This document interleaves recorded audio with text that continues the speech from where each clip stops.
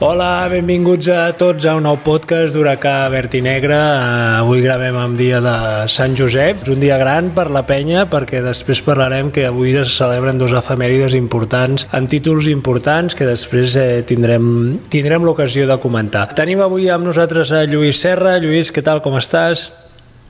Molt bé, bon vespre. I igualment, i també l'Albert Molinari. Albert, com anem? Hola, bon vespre a tothom. Bon vespre a tots. Bé, la setmana que hem tancat aquesta setmana passada, jo no sé, Lluís, si la podem definir una miqueta com la setmana negra d'aquesta temporada, ras i curt. Quines sensacions et queden i com et queda el cos després de la ja coneguda eliminació Eurocup, amb un partit, diguéssim, en què la penya no va tenir cap opció, aquesta és la realitat, i després dos derrotes a ACB, potser extrauríem la de Manresa, que anàvem amb moltes baixes, però sí partit molt dolent a Bilbao, que ens va recordar derrotes dures d'aquesta temporada que ja semblaven una mica oblidades, no? Sensacions, per tant, Lluís, d'aquest moment de la temporada. Bé, si recordaràs, Víctor, parlàvem ara fa dues, 3 setmanes de que consideràvem que era molt important la pausa aquesta que ens venia amb la Copa del Rei, perquè després entràvem ja a la fase decisiva de la temporada, no? On realment havies d'intentar tenir l'equip el millor possible, doncs perquè estàvem afrontant els reptes més importants, no? I realment vam acabar abans de la pausa, jo crec que d'una manera solvent, guanyant a Baskonia. Vam parlar de que ens venien 15 dies per intentar treballar aquells aspectes de l'equip que consideréssim més importants, que s'havien de millorar. Vam apuntar el tema defensiu, no? Aquesta feblesa defensiva important, la inconsistència també rebotejadora, no? I amb la intenció de veure aquell petit salt qualitatiu que ens donés més fiabilitat, no? El que hem vist després ha sigut una primera victòria molt ajustada i molt treballada contra Breogán, i a partir d'aquí les derrotes de Manresa i de París, no? I després de Bilbao. Jo la sensació que tinc és que, malauradament, no hem aconseguit, almenys personalment, no he vist que l'equip aconseguís aquests objectius que havíem pensat, no? D'aquesta millora de la consistència, i ens hem trobat, quan ens hem trobat amb equips que ens han imposat un ritme de joc i ofensiu, sobretot, molt elevat, estem patint moltíssim, no? De fet, si pares a mirar, jo crec que Manresa, París, és un estil de joc molt semblant. La diferència, òbviament, és la qualitat, no és el mateix jugar els jugadors de la Manresa que els del París, òbviament, però sí que un estil de joc molt directe, molt pressionat, de molt de ritme, i aquí la penya patim moltíssim, no? Llavors, jo la sensació que tinc és que hem arribat a aquest final de temporada, estem arribant a la fase final de temporada arrossegant uns dèficits que ja presentàvem des de tota la temporada. A part, afegit, crec que la sensació és que no tenim una identitat clara, és a dir, no sabem molt bé a què juguem. Hi ha partits que hem jugat amb una estructura d'equip amb un 1 definit, per exemple, Feliz o Vives, amb Andrius, i després amb Pep Busquets. De cop i volta desapareix en Pep Busquets i en Crac, i juguem amb 3 petits, no? A dintre també semblava que Rússic esdevenia el 4 titular, de cop i volta desapareix, no? Hem intentat donar confiança en Vladi, que no ha resultat, els problemes físics de Tòmic, no? Tot plegat jo crec que ha sigut una suma de petites coses que ens han conduït a estar eliminats de l'Eurocup, i realment que ens queden 9 partits per acabar la temporada, i realment les sensacions, almenys per part meva, no són gaire bones. Albert, quin feeling et queda? I no sé, t'introdueixo una miqueta això que reclamàvem de passos endavant dels jugadors que no són els de sempre, no? Perquè sí que hem vist a París un gran Andrius, hem vist a Bilbao un gran Tomic i també Feliz aportant, però sembla una miqueta que falta aquest fons d'armari, no? Teòricament, amb la pausa, amb la parada, havia de servir per, com molt bé apunta el Lluís, encaixar les peces noves. Parlo de peces noves a Sharon Evans, per exemple, perquè havia jugat molt bé els primers partits, però faltava veure com es trobaria amb Guillem Vives i amb Andrius junt, amb Feliz Diell, o sigui, un quartet exterior, independentment de l'aportació de Pau, que ja venia a tocar. A més, s'ha acabat entre una lesió, un malestar i una altra cosa, doncs el tindrem uns quants dies fora. Però els altres 4 no s'havien vist encara junts més de 2 partits o en moments importants. Què passaria, com activarien? Bé, per desgràcia pel Joventut, hem pogut veure un Guillem Vives més erràtic o amb menys precisió a l'hora de prendre decisions, bastant frustrat, i hem vist un Sharon Evans molt perdut en els moments clau. Llavors, si dels 4-2 no acaben d'encaixar, la gran pregunta que ens podem fer uns quants, i m'incloc, és què hem treballat aquests 15 dies que sabíem que haurien d'encaixar aquestes peces. Potser s'ha treballat molt i els jugadors no fan cas. Podem criticar o podem pensar que l'estaf tècnic no sap adaptar-se, però són els jugadors que van per lliure. Llavors aquí, evidentment, com sempre, hi ha una part de responsabilitat del jugador que passa una mica de tot, o que almenys creu que les seves decisions són millors, hi ha una part de culpa, un percentatge, evidentment, de l'estat tècnic per no saber-lo fer encaixar o per no optimitzar-lo. No sabem si està 70-30, 50-50 o 30-70. Com que no ho sabem, no posarem més una cosa que una altra. Però a l'equip li ha costat molt, l'equip s'ha fos. I la sensació era, i ho vaig comentar en un vídeo amb un company, que no es desconnectessin certs jugadors al risc després de la derrota de París. I lamentablement estem començant a veure, i espero que només hagi sigut un dia, certes desconnexions, com volem dir, jo aquí em lluiria el partit que em vingui de cara i el que no, em queden 8-9 partits i que dies passen ja empeny. Això seria molt dolent. També et donen males sensacions l'estaf tècnic. Quan dic males sensacions em refereixo que els veig sobrepassats en algun moment, saturats, frustrats, agobiats, i ja fa massa temps que dura. O sigui, no està tenint una temporada gens fàcil, ni Dani, ni en Carles, ni Aleix, el nouvingut, en aquest sentit, però hauríem de començar a notar certes coses i no entrar en un bucle dinàmic d'emocions que quan estem tots bé guanyem, fem pinya, som molt bons i ho hem demostrat perquè hem guanyat equips de nivell Eurolliga, però ostres, el dia que estem tous ens sonem com un sucre amb un cafè calent i ens foten parcials de 15, 20 o 30 punts. Això no pot ser. El dia del Manresa, d'acord que Stenberger clava un triple, una jugada defensiva que podem discutir moltes vegades, però vale, igual que la Joventut ha guanyat amb cistelles de Feliz, podem perdre aquell partit. Però clar, aquell partit li remuntes 20 punts al Manresa. 20 punts al Manresa a casa. Sisplau, problema. Ens anem a Bilbao. Què ens passa? 20 punts una altra vegada. I París l'últim quart. Llavors, ja és una cosa de connexió, entenc jo, de l'estaf, els jugadors de l'estaf. No sé quin percentatge tenen, però correm el risc d'anar cap avall. Jo crec que el que s'havia d'haver preparat i estudiat ha quedat palès amb 3 partits seguits que no s'ha fet. I ara la gran pregunta, Lluís, és ara què, no? Perquè estem a mitjans de març, una miqueta navegant amb aquesta situació de mig enganxats al play-off, evidentment per sota doncs ja bastant forat, no? Però una miqueta com s'ha de rearmar aquest equip de cara al que queda de temporada, no? Amb aquest objectiu d'almenys arribar a quarts del play-off, no? Bé, ara, de fet, deixem de jugar 2 partits per setmana, per tant, deixem de viatjar tan sovint. Teòricament hem de tenir més temps per entrenar, també per recuperar jugadors. Jo diria que el que hauríem de recuperar primer és una mica de química a nivell d'equip, no? No discuteixo que a nivell individual els jugadors tinguin bon rotllo entre ells, eh? Em refereixo sobretot com a equip, com a química, no? Estem veient encara a hores d'ara situacions del joc que demostren poca consistència, no? Aquelles errades, aquelles situacions d'1 contra 1 que ens superen, no? I que l'ajuda arriba molt tard, jugadors en el costat dèbil totalment despistats, no? Bé, errades de moltes vegades de que entre ells doncs en pista no es senten molt còmodes, no? Crec que també és important un factor que suposo que en parlarem, no? Que és de cop i volta hem vist com els jugadors joves deixaven de comptar, no? Crec que també és un tema simptomàtic. M'agradaria veure d'aquí a final de temporada una recuperació d'aquests jugadors, sobretot la seva participació, perquè crec que quan han participat doncs han donat la cara i en moments de la temporada quan se'ls ha necessitat han respost i bàsicament doncs, sobretot recuperar aquest aspecte mental. Albert apuntava una situació que és certa, no? Que és que en situacions d'aquestes que et quedes a priori sense objectius, tot i que continuament, i per mi l'objectiu del play-off ha de ser-hi, no? D'entrar entre els 8 primers, però sí que és veritat que a vegades costa, no? Que l'equip mantenir-lo unit, no? I sobretot el que hem de procurar és que es connectin aviat, perquè ara el risc que tens és que et desconnectis durant 2-3 partits, et quedis molt allunyat de la zona del play-off i quan t'intentis connectar faltant 5-6 partits estiguis ja molt lluny, no? Per tant, els propers partits jo diria que recuperar una mica aquesta química, no? L'Albert apuntava aquesta certa situació que veiem a vegades entre jugadors i cos tècnic, no? Que sembla que no entenguin massa bé les directrius.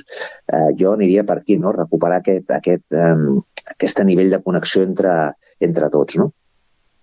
Sí senyor, i ara tu, Lluís, apuntaves el tema dels joves. Li hem demanat a l'Albert que ens faci una mica un treball de camp, perquè realment la sensació és que els joves estan comptant poc, o almenys compten poc en moments decisius, no? Albert, t'hem fet aquest atracament per si ens pots fer una mica una radiografia, perquè amb les dades a la mà doncs puguem analitzar aquesta situació, no? Sí, no faré la broma d'amarar que em facis aquesta pregunta, perquè ja la portàvem una mica preparada, bromes a part. Prometo escriure-la després amb un fil, entre avui i demà, perquè quedi més clar i per no enrotllar-me moltíssim ara aquí al podcast. Però els joves, els 5 sub-21, perquè entenem per joves, el Pep Busquets no, perquè carinyosament el Pep ja n'ha fet 25 i ja té barba tupida, per tant no el considerem jove. Però els 5 joves, els 5 sub-21, que serien Michael Rússic, Miguel Allen, Rubén Prey, Jordi Rodríguez i Yannick Crac, sent ja l'últim jove per entendre, però sent jove dintre de tot, aquests 5 sumats han aportat al total de l'equip el 20% dels minuts en ACB, el 20%. I en Eurocup el 18% del total dels minuts. 5 jugadors, el 20% d'ACB d'una plantilla de 14. 15 si vam tenir temporalment el Xeri, per tant, sí que han comptat, però potser no el suficient. També hem de dir que últimament, quan les coses s'han posat complicades, han comptat menys. És a dir, quan vam donar la talla, quan teníem moltes baixes, això és correcte, però estem acostumats, ens hem acostumat, sobretot a partir del 2024, a gairebé no veure'ls. I això, això recaurà en què hagi de recaure l'explicació. Miguel Allen, molt ràpidament, només ha pogut jugar 13 partits el 2023, aquesta temporada, tenia una mitjana de 11 minuts en Eurocup i gairebé 13 en ACB. Fa molts partits que no tenim en Miguel, per tant, queda molt fora de l'equació en aquest sentit. Yannick Crac tenia un promig per partit de minuts de 15. De 15. El 2024 ha baixat a menys de 11 minuts per partit en Eurocup. I, evidentment, ha baixat el rendiment, tant el percentatge en triples com en anotació. En ACB ha jugat tots els que ha pogut, que sí que s'acosta, 14,30 minuts, i sí que porta els últims 5 partits d'ACB jugant més de 16 minuts i aportant 5 punts, 4 rebots i una mica millor en el tir. Per tant, sembla que Yannick Crac està recuperant una mica el que ha estat bastants partits desubicat. Jordi Rodríguez en ACB té una mitjana de 7,45 minuts, els partits que ha jugat, perquè han estat 4 que no s'ha tret ni la samarreta i que ha jugat amb 5 partits ha acumulat només 5 minuts. Per tant, el 2024 del Jordi en ACB és testimonial, una mitjana d'un minut per partit si juga. Tristament hi ha un partit de l'Andorra que va jugar 2 segons, dic tristament perquè em sembla fora de lloc posar un nano 2 segons un partit només. En Eurocup ha jugat una mica millor, 6 minuts i ha intentat aportar, però sí que és veritat que en 2024 a l'Eurocup, si algú ha vist jugar el Jordi, que m'ho digui perquè ha jugat 0 segons en 2024 i només ha acumulat un minut en els darrers 6 partits d'Eurocup que ha jugat. Està molt fora de tota rotació i tota connexió Jordi Rodríguez. Rubén Prey, que havia sigut un pivot important, interessant i que ens havíem omplert la boca i estàvem orgullosos de la progressió del portuguès, va tenir el problema intern que va tenir respecte a la decisió del club. Segurament al final les coses s'han de posar on s'han de posar, però també és destacable el baixón. En el 2024, Rubén Prey en Eurocup ha jugat 2 segons. Un equip que té problemes defensius, un equip que té problemes en el rebot, un equip que ha tingut problemes d'interiors per baixes, per lesions, per sobrecàrregues. Rubén Prey en 2024 en Eurocup 2 segons. Recordem, o vull recordar, que un dels millors partits de Rubén Prey a Eurocup va ser contra París. No sé si hagués pogut aportar alguna cosa el dia a París, no ho sabrem mai. En ACB acumula 12,30 minuts i sí que ha jugat bastant, però és curiós. Té 3 partits que no s'ha tret el xandall, 3 que ha jugat menys de 4 minuts i un que ha jugat 20 minuts. Està ajudant al rebot i, evidentment, és un jugador important si es compta amb ell, que sembla que últimament una miqueta més sí que es compta. I, evidentment, la gran estrella i el que trenca tota estadística és Michael Rússic. Michael Rússic juga 16,23 minuts en ACB i 16,45 en Eurocup. Els 4 partits d'Eurocup, últims que ha jugat més de 19 minuts, excepte l'últim, que ja venia molt tocat amb les seves virus estomacal que va estar a la baixa. I sí que és veritat que en 2024, dels 6 partits que ha jugat a Europa, 6 punts amb 7 de 12 en triples. És curiós com, per exemple, que Crac Rússic i Jordi Rodríguez tinguessin alts percentatges en triples en Eurocup, els moments que han jugat, i que els partits d'Ulm i París, que potser feia falta una notació trencar el partit, gairebé no van, no només no tirar, sinó que gairebé no van jugar per diferents motius.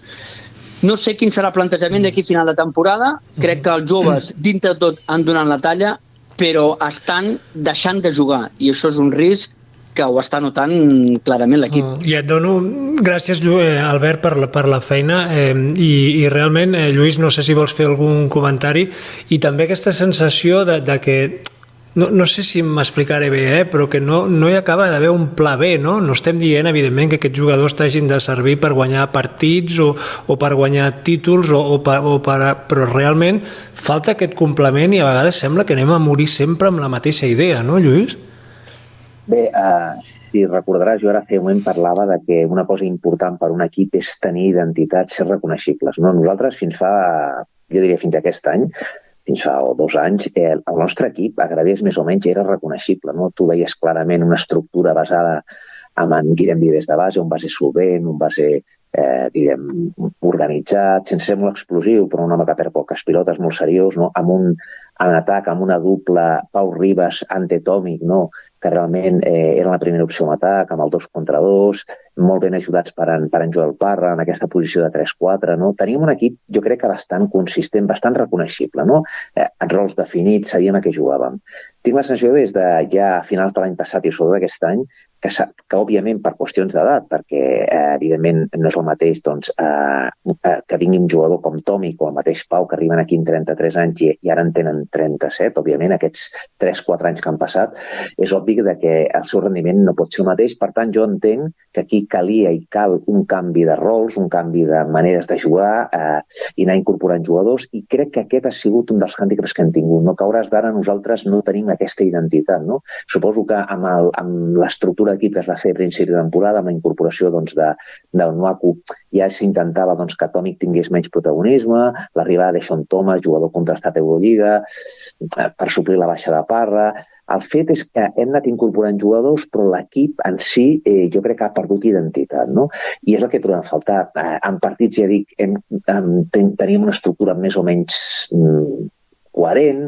De cop i volta inclús hem vist que en Pep Busquets pot jugar en partit de 2, de 3, inclús en alguna situació puntualment hem jugat de 4 amb en Crac, no també obert.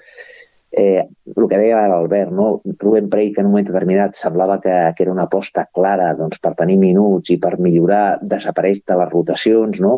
Hem vist molts canvis. Jo crec que en Carles ha intentat trobar aquella tecla per donar a l'equip el que necessitava, ho ha intentat, jo crec que ha provat coses, però el que és evident és que no se n'han sortit, no? Perquè hem quedat fora de la Copa del Rei, hem quedat fora de l'Eurocup i no només hem quedat fora d'aquestes 2 competicions, sinó que potser per les expectatives que teníem, no?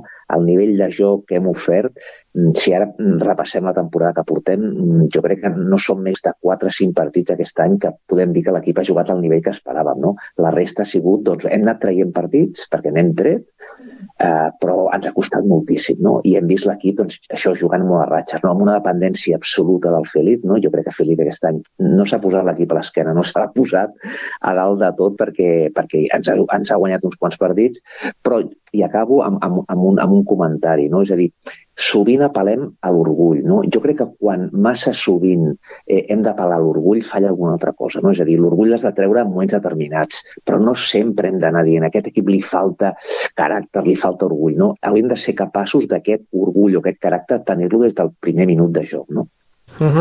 I aquí també s'obre un debat, Albert, que és això del que volem ser, no? Perquè al final ens omplim la boca del bressol, també es veu que no estem per competir, diguéssim, amb les competicions a les quals juguem, i al final acabem morint amb 4 americans, no sé si m'explico, no? I amb el nostre bressol a la banqueta, no? No sé si aquest debat, Albert, et ve al cap, és a dir, per estos, com diuen allò, per este viaje no hacían falta estas alforjas, no sé si m'explico. Sí, t'expliques perfectament. Aquí és la gran tessitura. A vegades diem als aficionats del joventut, ostres, si no hem d'optar o no tenim un equip aquella temporada extremadament preparat per guanyar títols o per optar títols, jo no vull veure gent de la casa. Sí, a mi, jo si perdo de 12 contra el Bilbao, però he vist jugar 5 nanos de la casa, tenen minuts i ho fan bé i s'esforcen, bueno, doncs mira, mala sort. El pròxim partit a l'Olímpic a guanyar. Però si perdo de 15 amb 0 o gairebé 0 minuts dels joves del Bressol i perdo, doncs, home, l'emprenyada que tinc és diferent. Clar, i això tota la temporada. També vull dir, la meva opinió personal és que els joves són diferents tots, s'han tractat tots. La baixa Malik Allen li obre les portes a Michael Rusic, benvingut el dia que Rusic va fer un molt bon entreno i va tenir minuts, i va fer un bon partit i va tenir minuts, i així tota la temporada. Michael, benvingut a casa i no marxis en molt de temps, però lamentem la baixa Miguel Allen perquè venia amb una gran projecció i no sabem quan el tindrem perquè pinta molt malament la situació física del jugador canari. Yannick Crac ha estat la majoria de temporada supergris. Per tant, entenc que encara els Duranells té les orelles moltes vegades. Ho entenc, perquè se pressuposava una pujada de nivell i ha tingut una baixada. Potser perquè no ha acabat d'entendre el rol, si havia de rebotejar més, menys, tirar més, menys. Però és que amb el 2024, com comentava ara, té un promís d'intentar un triple per partit. És un 3, obert, amb bona mà. Si intenta un triple per partit, ell mateix s'està autolimitant. O no li donen jugades o ell no se la sap trobar.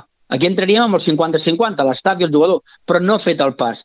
Jordi Rodríguez, que podria tenir minuts d'un tirador, està verd, però tant està passant o està pegant el peatge, que va pagant el seu dia a Valde, que va pagant el seu dia Ribas i que va pagant el seu dia Parra. Vull dir, tampoc ens hem de preocupar si Jordi juga més o menys, li costa més defensar. Està amb els 18-19 anys, que és aquell impàs que tots els grans jugadors que han sortit de la penya han estat amb aquella tessitura. Per tant, encara li hem de permetre una miqueta més que es cremi, que jugui.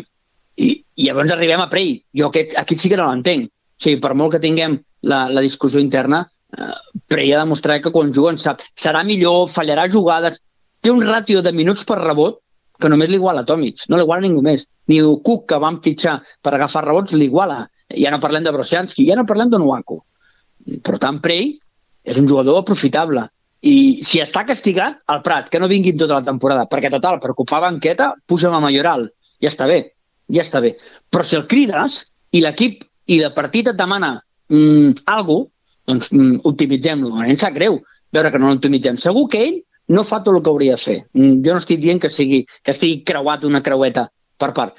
Però sí que els joves, entre que alguns no estan verds i altres no s'han aprofitat i alguns s'han lesionat, bueno, hi ha un 50-50. N'hi ha 2 que han donat la talla o ho estan intentant i 2 que per motius X no. Per tant, jo crec que sí que s'està comptant amb el Bressol. El problema és quan arriben els moments de la veritat que es fan invents o ens obsessionem a jugar d'una manera que no acaba aportant. Podem jugar amb els 3 petits però no 20 minuts junts perquè acaba provocant un desajust que, com molt bé deia el Lluís, la identitat. A què juguem? A què volem jugar? Com volem jugar?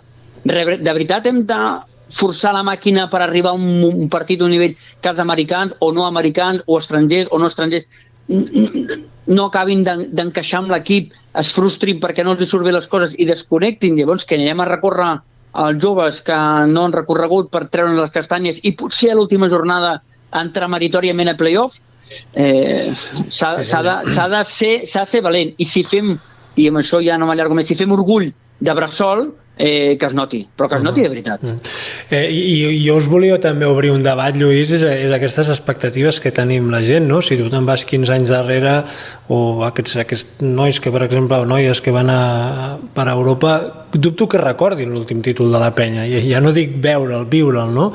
No sé si entre tots ens estem creant una bola quan compares amb altres equips i no sé si estem exigint Copa cada any, Playoff cada any, competint fins al final, Eurocup.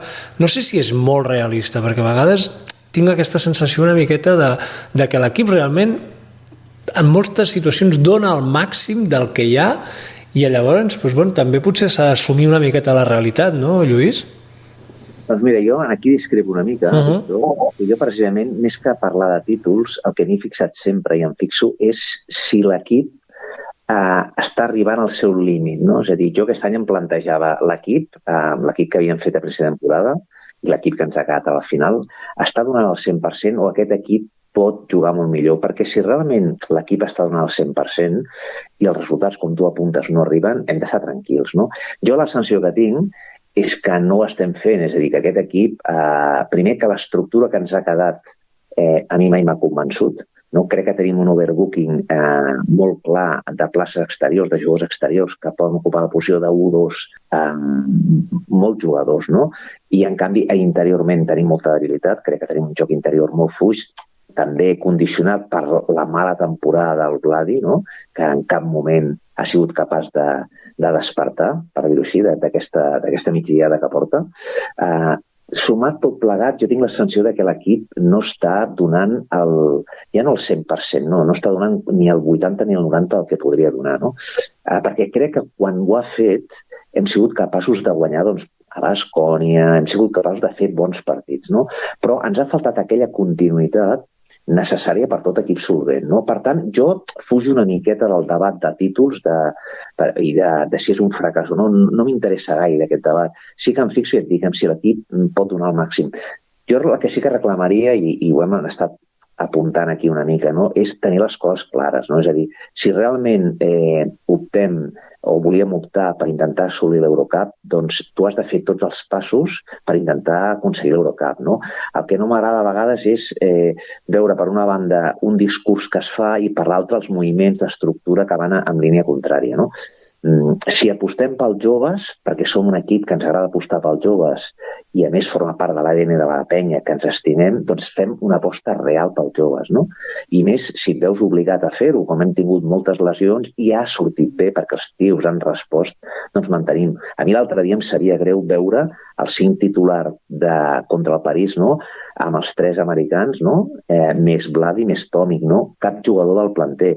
Si tu vols, és un tema anecdòtic, però diu clarament que quan hem arribat a final de temporada o en els moments en què ens hem hagut de jugar a les garrofes, diguem, el planter queda totalment residual. I a part, m'agradaria saber d'aquests 5 que acabo de dir, quants continuaran l'any que ve, no? Aleshores, tu has de tenir molt clar una miqueta què estàs fent, no? Què estàs preparant. I jo aquí trobo una falta una mica de coherència. No em preocupa tant, ja et dic, el tema d'exigència en quant a títols, però sí que penso que l'equip està lluny del que podria oferir. En relació a la temporada que ve, que inevitablement ja hi tenim mig ull ficat, Albert, no sé si preveus algun... T'estic demanant que treguis la bola de vidre, però si preveus algun canvi dràstic, perquè al final l'estaff té contracte, la majoria de jugadors tenen contracte i per tant la lògica diu que canvis no n'hi haurien d'haver massa.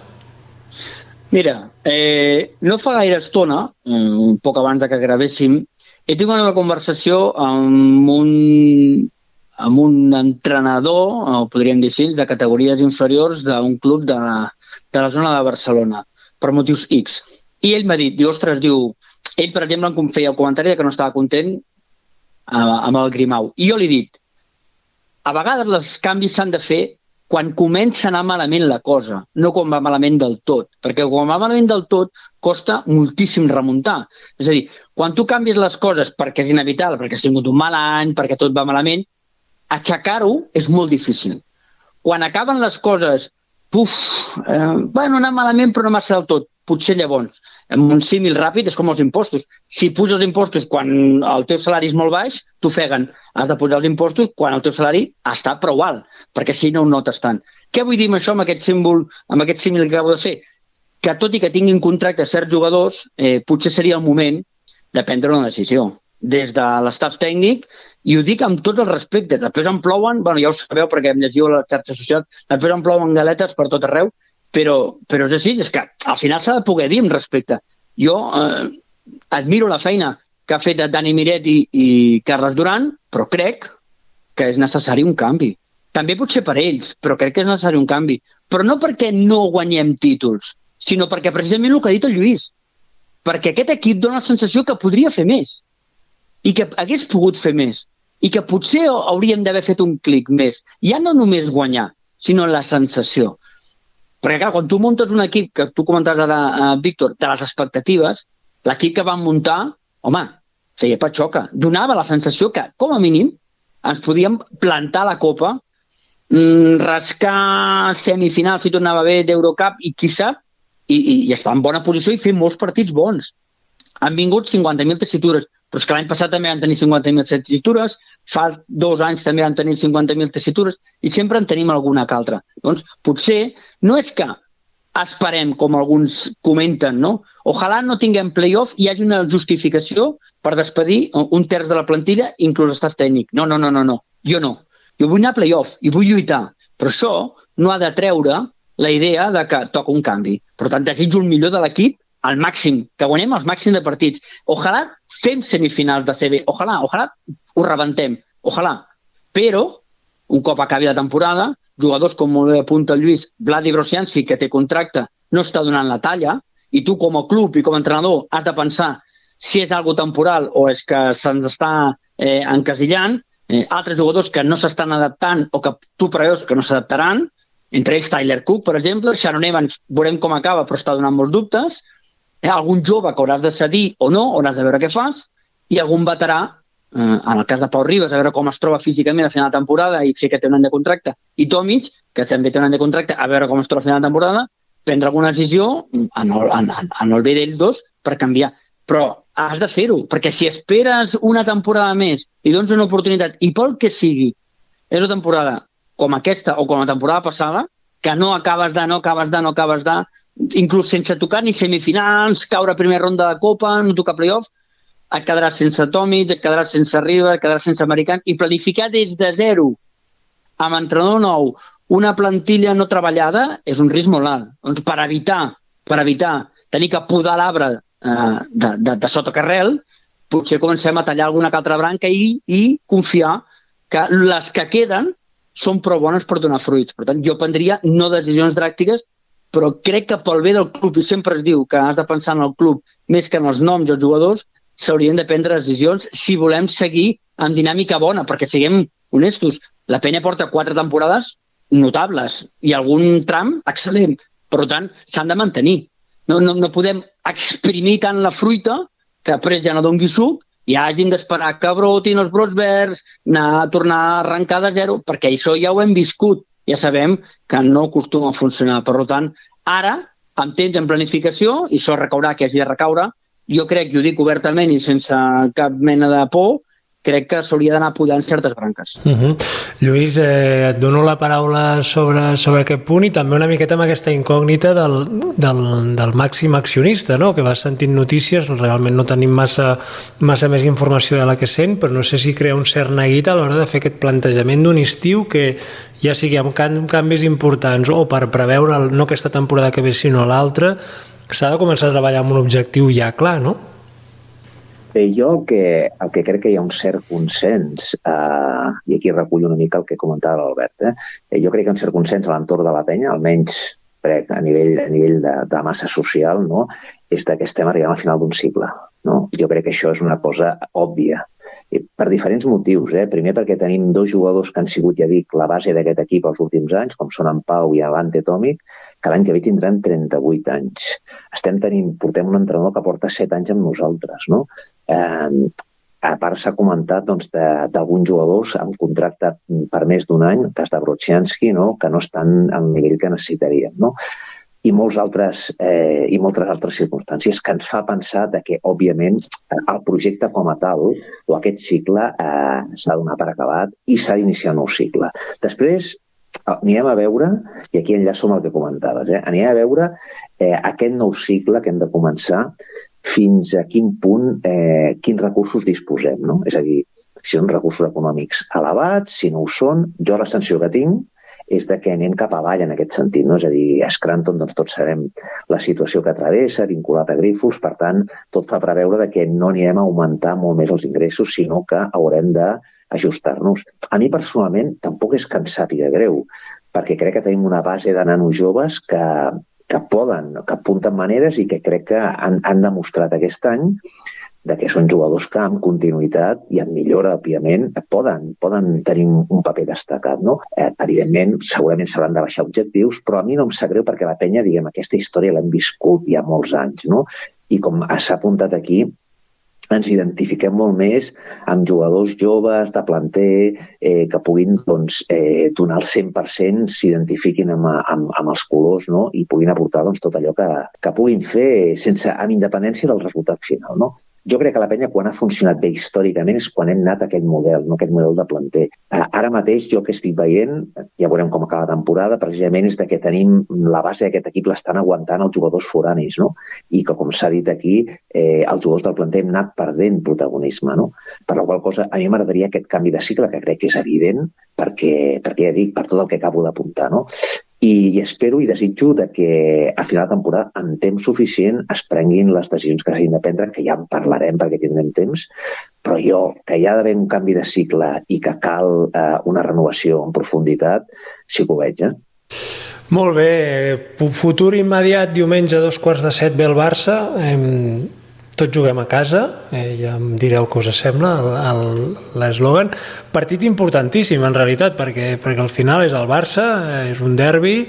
Si guanyéssim ens posaríem a una victòria seva, que van tercers, i si perdem, jo crec, Albert, que correm el risc d'entrar en una fase entre cometes, de depressió, diguéssim, que ens costi després reenganxar-nos, no? Com veus aquest partit, Albert? Clar, aquest partit arriba en un moment on si les coses haguessin anat com havien d'anar, era perfecte, perquè jugaves a casa, venies d'una ratxa, encara que s'hagués perdut a París, que era dels 3 últims partits el més coherent dintre d'una lògica basquetbolística de perdre, no com es va perdre, però sí que era dintre d'una coherència de perdre, però si haguessis guanyat a Manresa, que ho tenies a tocar, i haguessis fet la feina a Bilbao, que és el que tocava fer, doncs t'haguessis presentat amb 2 victòries seguides de CB, en posicions de play-off, a una del Barça apretant-lo molt, o inclús empatat, si els resultats haguessin sigut els mateixos. I, ostres, la pressió era boníssima, una olla pressió, al Palau, venen nanos criats a casa nostra i jugadors que li deuen a l'escut del Joventut el contracte que tenen ara, i per ser ràpid i sincer, i clar, això era bo. Ara, com arriben? Bueno, ara si fem de tribuneros, carinyosament, el Barça ens fotrà 20 d'avantatge, el Riqui farà un doble-doble, sortirem a les notícies i la frustració màxima i tothom cap a casa. Però es pot guanyar, clar que es pot guanyar. Hem guanyat equips d'Eurolliga i hem plantat cara a equips brutals. I el París va tenir que patir 2 partits i només en va perdre un en fase regular. És a dir, la capacitat hi és, i tant. I l'Olímpic fa miracles, entre cometes. I els jugadors han de sortir orgullosos. I si tots estan sants i bé, per què no? Has d'anar a competir i lluitar. A vegades se'ns donen millors els equips grans perquè juguen d'una altra manera que respecte als petits o als mitjans, no? que surten d'una altra tessitura. Però es pot guanyar, clar que es pot guanyar. Ara, si s'haurà d'estar més o menys carinyós amb el retorn de Riqui, el Nico i el Joel, això ho deixo a cadascú que faci el que cregui oportú i tal, però és així. El Nico juga al Barça i és un dels millors 1 i mig o combos, digueu-li com vulgueu, d'Eurolliga, perquè va estar 1 any i mig espectacular a la penya sent MVP. El Riqui, evidentment, li deurà tot el que la sàpiga a la penya i orgullosos hem d'estar d'ell.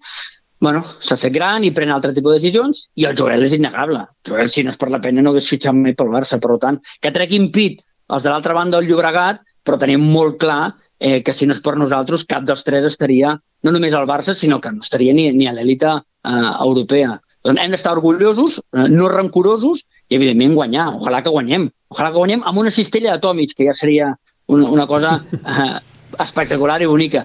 Però, és el que diem, depèn. Jo espero que no hi hagi desconnexió, perquè llavors, com tu molt bé apuntes, no només la distància de play-off, sinó les sensacions serien dolentíssimes. Jo, si veig un Cook que intenta fer coses que no són perquè té un scouting de la NBA i l'està mirant a veure si els fitxa la G-League, Brosianski al seu ritme, Shannon Evans que es vol guanyar renovació, Andrews que treu l'orgull i es pica amb algun exterior del Barça perquè li aniran a buscar les pessigoles, perquè ja me'ls conec i perquè sé com són, doncs clar, podem córrer el risc de veure un Bilbao 2 o els últims 5 minuts de París, i això seria molt dolent per l'aficionat de la penya. Jo confio que es pot guanyar, i no ho dic com a bogeria, jo crec que es pot guanyar. Guanyar no ho sé, però que es pot guanyar i que tenim aquí per plantar cara, sí, sens dubte. El que és indubtable és que Carles Duran ha fet un dels seus grans partits, a vegades són en moments completament sorpresius que no t'ho esperes i contra equips d'aquest nivell, no? Lluís, tu no sé com veus aquest partit,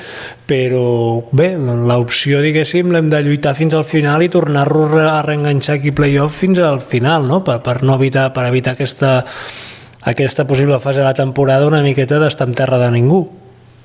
Sí, aquest tipus de partits precisament són aquells que quan vens d'una ratxa de derrotes i amb desconfiança a vegades inclús els agafes millor, no? Jugar contra un equip que t'exigeix molt, doncs perquè, com es comentava ara, doncs això obliga també l'equip a estar més concentrat, inclús algun jugador es pica, i evidentment és un derbi, no? Per la qual cosa jo espero la millor versió de la nostra penya, no?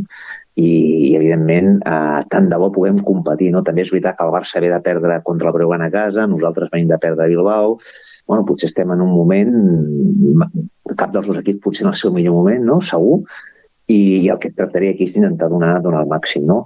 Això pel que fa a l'aspecte purament esportiu. Comentar també, suposo que Víctor no ho has dit, però sé que ho intuïes, no? Que hi ha una polèmica també, no? Amb aquest eslògan, no? Que entre nosaltres mateixos sobre que tots juguem a casa. Jo personalment, t'haig de dir, com a panyero de Socarrel, no m'hi sento gens identificat, no? Al contrari, per mi demostra un desconeixement absolut de la història de la penya, que òbviament els nostres dos rivals sempre han estat els equips futboleros, tant el Barça com el Madrid, i la història està plena de jugadors que han marxat de la penya cap al Barça o cap al Madrid, no? Per tant, no entenc gairebé aquest sentiment de tots juguem a casa perquè jo no ho comparteixo, és a dir, són jugadors, com s'ha apuntat aquí, amb un passat vertiner, que els respectem i ens els apreciem, però òbviament ara defensen uns altres colors.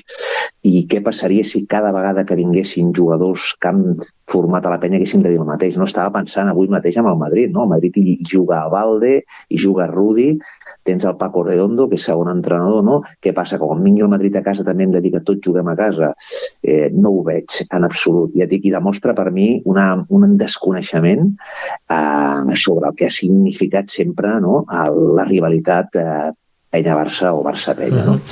Molt bé, anem acabant com començàvem. Avui Sant Josep fa anys de la nostra primera lliga, amb Buscató, Cortés, els dos Margalls, l'Enric Narcís, Alfonso Martínez i l'entrenador Kucharski. No sé si algun de vosaltres dos us atreviu a fer una pinzellada d'aquesta lliga. No, entenc que no per memòria, però no sé, Lluís, si tu ens vols fer una pinzellada, i el que sí que volíem parlar és de la Còrec del 81, que aquí sí, Lluís, tenim un protagonista que estava en aquest partit memorable, amb la cistella de Galvin per empatar el partit i portar-lo a la pròrroga. A 4 segons del final tenia pilota al Venècia i la va perdre i van fer la cistella. Lluís, et dono 30 segons perquè ens expliquis una miqueta aquest partit, com el vas viure i també per aprofitar de fer història de la penya. Bueno, començo pel principi, és a dir, la temporada 66-67, jo no hi era, però la recordo perfectament a casa, me n'ha explicat sempre, una temporada on vam incorporar en Josep Lluís Cortés, que venia del Madrid, amb el Nino, que venia, crec que en aquell moment venia de l'Orillo Verde del Barça, no ho recordo bé, i sobretot el fitxatge de l'Alfonso Martínez, no? És a dir, ells tres, juntament amb en Guifré, amb l'Oleart, amb en Joan Fans, que també hi havia, és a dir, vam fer un equipet de jugadors nacionals que vam desbancar en el Real Madrid, en el todopoderoso Real Madrid, no? Que ja jugava amb jugadors nacionalitzats, com Clifford Luiz, no? Per tant, va ser una gesta memorable dels anels de la penya, d'aquestes gestes que estem acostumats, no? I sobretot, ja dic, amb el mèrit de jugar sense jugadors estrangers, no? Dit això, respecte al partit de la Còrec, sí que el recordo perfectament, perquè ja et dic, aquí sí que tenia 12 anyets, i va ser un partit espectacular, no? Va ser un partit contra un carrer Venècia que penseu que a carrer aquella època tenia dos jugadors que marcaven diferències. Per una banda, en Dali Pagi, que era el millor jugador d'Europa en el seu lloc, però és que a part tenien Spencer Haywood, que venia de la NBA, sent un jugador decisiu a la NBA, i que per un tema contractual amb els Lakers doncs havia acabat a Itàlia. Però a part tenien Della Fiori, tenien Carraro, que eren internacionals en Itàlia, un equipàs, no? I nosaltres teníem un bon 5 titular, recordo amb en Sajibela, amb l'Ole Skinner, que jugava només a la Copa Còrec, no? Amb el Pepe Maragall, que va fer un partidàs a la final de la Còrec, juntament amb Sajibela, en Santi, i després tenim en Joe Galvin, no? Que era un pivot, diguem, mediocre o mitjanet, no? Partit que vam estar tota l'estona amb la famosa frase que va acunyar Manel Comas de la tàctica al Conill, sempre per sota, molt igualats, no? I al final 8 a sota, a falta d'un minut i escàs, no? Es van produir una sèrie de situacions amb jugadors nostres eliminats per faltes, pèrdues de pilotes i passes de l'Spencer Haywood, no? I al final igualat, jo crec que amb un Gonzalo Sajibela que a la pròrroga va fotre, tremendo, no? i amb l'ajut del Palau, no? Que era aquell moment de verd i negre, doncs vam aconseguir una mica la història. No? Jo crec que de 10 partits que haguéssim jugat no els haguéssim perdut, però vam tenir aquell dia, no? que va ser una cosa que recordarem tota la vida. No?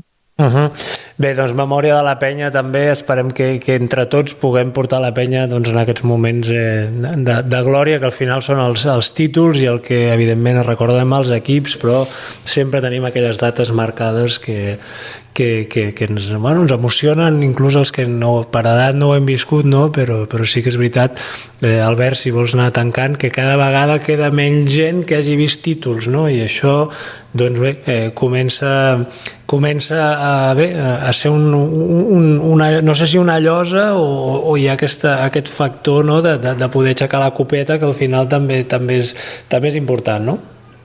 Sí, cada vegada queden menys o cada vegada hi ha més aficionats que no recorden o no han viscut el títol. Jo, el dia de Galvin, no arribava als 2 anys, amb això us ho dic tot, sí, amb prou feines corria i botava la pilota per casa, però sí que em fa especial il·lusió recordar que el primer títol d'un club català de bàsquet a Europa el va guanyar el verd i negre a l'estadi del Barça.